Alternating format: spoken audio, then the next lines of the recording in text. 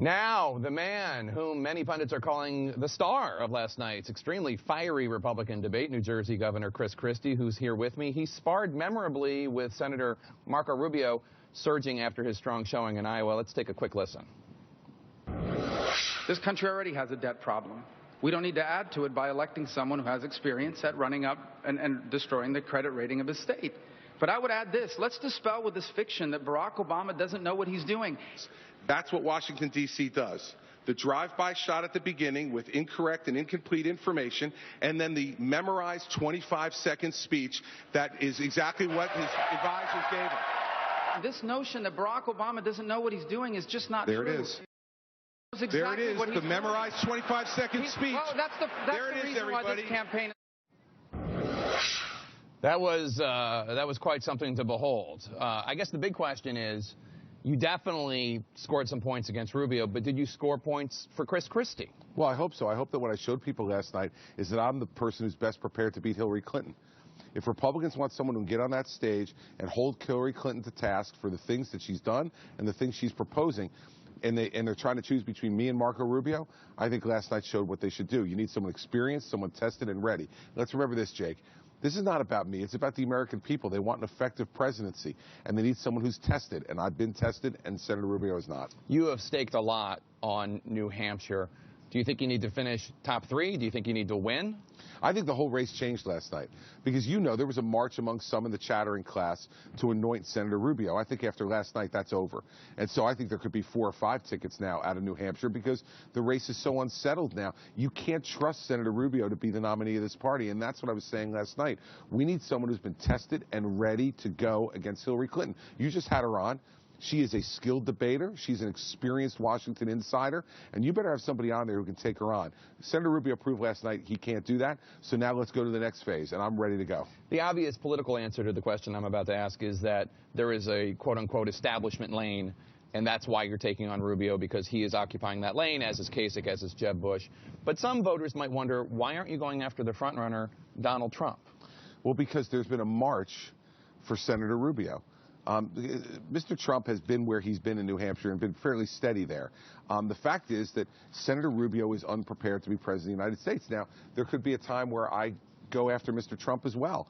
But, you know, those are decisions for me to make. As I said to someone recently, I said, you know, I engage at a time of my choosing. And that's and I chose last night to engage with Senator Rubio because the stakes are so high here in New Hampshire. We cannot nominate what the Democrats did 8 years ago. A first-term senator, unprepared for the world, unprepared for the race.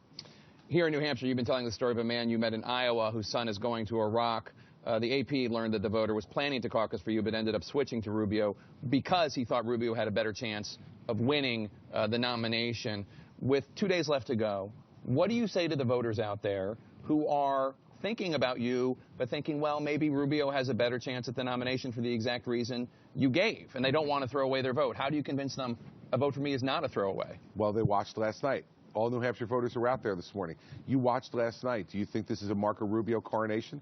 Do you think this is what should happen? Or you need someone who's been tested by Hurricane Sandy, tested by a Democratic legislature, tested by a hostile media in New York City.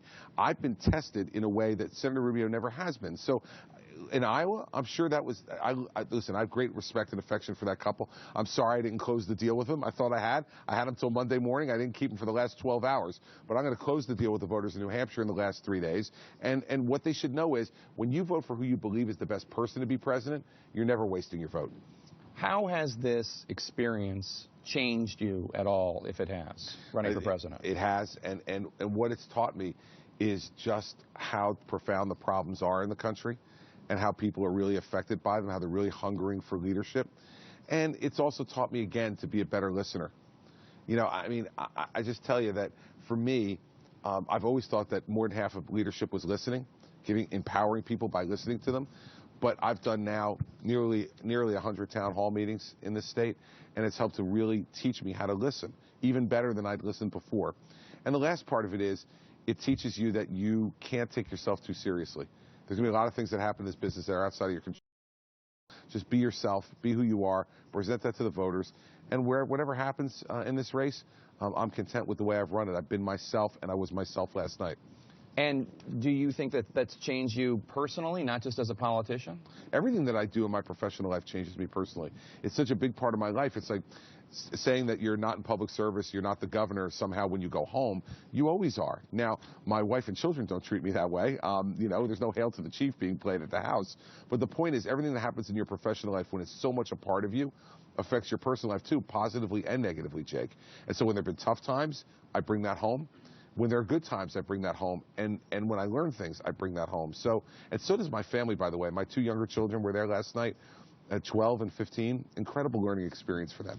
All right, Governor Chris Christie. We'll see you on the campaign trail. Good luck on Tuesday. Thank you, Jake. Appreciate it. Thank you so much.